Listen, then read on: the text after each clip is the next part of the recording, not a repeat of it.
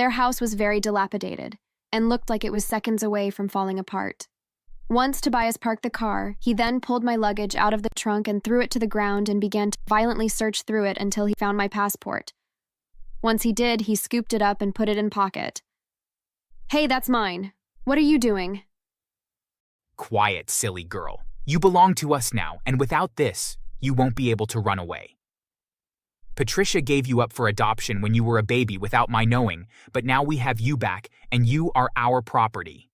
I tried to reach out and grab the passport from him, and he easily shoved me away and then slapped me so hard that I...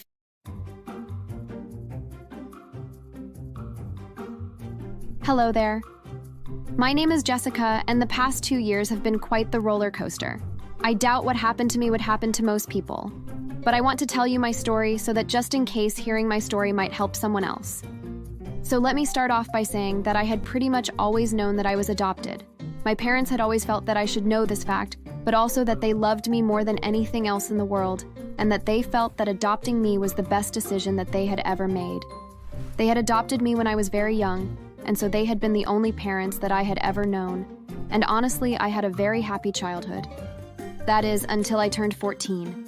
There was a terrible accident. My parents were on a yacht that belonged to a friend of theirs, and during a sudden and unexpected storm, the ship sank and they drowned. The whole experience scarred me and gave me an irrational fear of the water. After the funeral, my mother's sister Cecilia took me in and did her best to fill the void that had been left when my parents passed away. Thankfully, she was just as lovely as my mother had been, and I truly did love and appreciate everything that she was doing for me at the time, but the whole experience had opened up something in me. It made me realize that life was short and I wanted to know more about where I had come from. And so I began to do some investigative research to who my birth parents were. Are you sure you want to know who they are? You might not like what you find out. That is a possibility, but yeah. I would rather know that they are awful people than never know a thing about them. I don't know why, but it's just something that I have to do. Well, I'm here to support you no matter what happens. Just don't forget that no matter what you find out, that you always have a home here with me. I love you, Jessica, and I only want the best for you. My aunt was absolutely amazing. And more than once, I questioned whether I was doing the right thing, or if I should just give up and accept that my birth parents had given me up, and that my life was just separate from theirs. However, something made me keep looking. As a teenager, I didn't have a lot of resources as I didn't have money to hire a private investigator or anything, but I was pretty handy when it came to finding things on the internet, and I used a message board, and against all odds, I managed to find my birth parents. As it turned out, they were looking for me as well, and had posted some information about my adoption on the message board. Of course, I was careful, as I suspected that it might be a scam, and so I told my aunt, and we then privately messaged them to make sure that they were who they claimed to be, and they knew everything about my adoption, including where I was adopted from, who adopted me, and all of my medical history as well. Once I knew who they were, I began chatting with them every day, and we started to develop a bond. Things were going so well, in fact, that they invited me to come visit them during my summer break from school. They lived in another country, and the thought of going on a trip for the summer to a faraway land sounded exciting.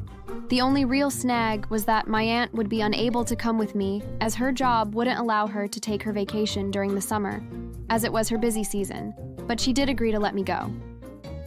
Once the school year ended, I packed my bags and got on a plane bound for Greece. I knew that I should have slept on the flight there, but I was so excited that I just couldn't fall asleep. When I landed, I was greeted by my birth parents and found out their names were Tobias and Patricia. It felt awkward at first to finally meet them face to face, but that didn't last long. My mother threw her arms around me and kissed me dozens of times. We then got into their car and drove through the countryside until we arrived at their home, which was pretty remote. They even had a makeshift drawbridge that crossed a river that surrounded their property. I could tell that they really valued their privacy. Once we pulled up in front of their house, though, I had a sinking feeling come over me, and I began to get worried. Their house was very dilapidated and looked like it was seconds away from falling apart. Once Tobias parked the car, he then pulled my luggage out of the trunk and threw it to the ground and began to violently search through it until he found my passport. Once he did, he scooped it up and put it in pocket. "Hey, that's mine. What are you doing?" Quiet, silly girl. You belong to us now, and without this, you won't be able to run away. Patricia gave you up for adoption when you were a baby without my knowing, but now we have you back, and you are our property. I tried to reach out and grab the passport from him, and he easily shoved me away and then slapped me so hard that I fell to the ground. Looking up at Patricia, I hoped that she would defend me, but she looked down at me on the ground and smiled. Don't try anything foolish. The river that surrounds our home is very fast and you will drown if you try to cross it. And should you talk back or disobey us, being slapped is the least of your worries. I had no idea what was going on, but I quickly learned that I needed to be careful what I said around them. After they stole my passport, they dragged me inside and showed me to a small room that had a straw mattress and a thin burlap sheet for a blanket but no pillow. Aside from that, the room was empty. That night I tried to sleep, but it was so cold and the straw offered no comfort at all. As soon as the sun came up, they put me to work. In the morning, they had me cleaning the entire house and preparing meals for the day. And in the afternoon, they had me doing yard work, clearing out the weeds from the garden and even chopping firewood. When the sun finally set, I was beyond exhausted, and Tobias locked me in my new bedroom. I had been planning on searching the home for a phone or a computer once Tobias and Patricia went to bed, but with the door locked, I was unable to do a search. The next day was the same, and the day after that, and the day after that. I was convinced that I was going to be living this nightmare for the rest of my life. Since I had no other options, I decided to try to have a talk with Patricia and appeal to her maternal instincts. I waited until I was alone with her and was sure that Tobias wouldn't overhear us. Hey, Patricia. Why are you and Tobias doing this to me? You are our child, and as such, you need to do as we say. You were gone for 15 years and have a lot of work to make up for. But how am I supposed to do that? Plus, you were the one to give me up. I never chose for you to put me up for adoption. It was a mistake, but we will make you work hard until it is time for you to be married. Married? I have no plans of getting married. No, but we do. We have arranged to sell you to a wealthy family to marry their son. He is coming over in a few days to see you. After that, the two of you will be married and we will be wealthy. We will use the money to renovate or buy a new house, and then some savings for some stuffs I can't tell you. For now, keep working, or else you will be forced to see your future husband while having a black eye and a split lip. I knew that her threat was all too real, and the idea that all this was just a ruse to get me in their hands just so they could sell me off was revolting, although it did give me a plan. There was no way of knowing if it would work, and it would mean that I would have to face a fear that had plagued me since my parents passed away when I was a child. I wish I could say that the days passed by quickly, but they were grueling and hard. But the morning came when I was to meet my future husband, and as I braced myself for another hard day's worth of work. Patricia unlocked and opened the door to my room. In her hands, she had a pretty purple dress. Put this dress on. Malcolm will be here soon to make sure that you are worth marrying, and you better put on a good act. If he doesn't marry you, we shall make sure that you regret ever being born. All I could do was nod my head and agree and hope that my plan would work.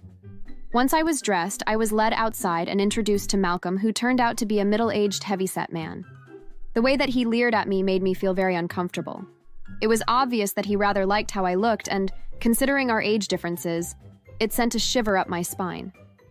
Okay, you two lovebirds go for a walk and talk and get to know each other. We keep an eye on you from a distance, though. Malcolm walked over and offered me his arm so that he could lead me around. Against my better judgment, I accepted his offer and wrapped my arm around his and let him lead me away from the house. As we walked, he kept shifting his arm around to touch me. At first, he just rubbed my arm, but slowly he began rubbing my back and moving his arm slowly downwards.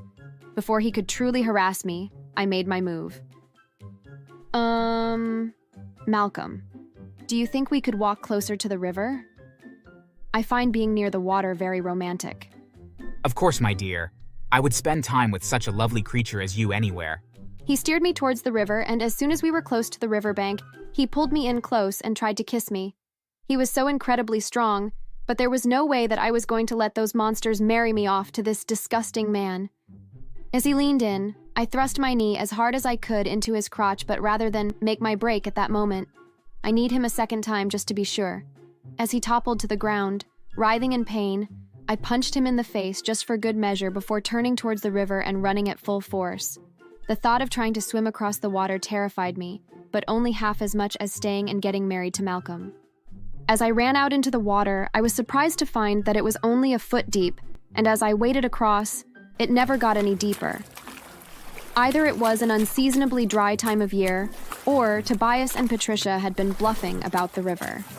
At any rate, I made it across and then ran down the road as quickly as I could. I had seen a house down the road when they had first brought me here, and I ran towards it as fast as I could go and was relieved when I made it there before they managed to catch up to me. Once inside, I spoke to the family, who thankfully spoke English, and told them what had happened to me. The mother of the family quickly phoned the police, who showed up within 10 minutes. There were several police cars, and while one stayed with me to take my statement, the others raced down the road towards Patricia and Tobias's home. I later found out that the police had only arrived just in time to prevent Tobias, Patricia, and Malcolm from fleeing. All three were arrested on the spot. When they went to court, though, Malcolm received the lightest sentence since he hadn't actually done anything, but he had still attempted to marry a minor, and he was sentenced to a year in prison and over 1,000 hours of community service. As for Patricia and Tobias, they were sentenced to prison for life. Among their charges were kidnapping, abuse of a minor, trafficking of a minor, and attempting to resist arrest. Apparently, both of them wouldn't let the police handcuff them, and they fought back and were only subdued when the police used their stun guns on them. After that, I was finally able to return home to be with my aunt, who blamed herself for letting me go, although it wasn't even remotely her fault.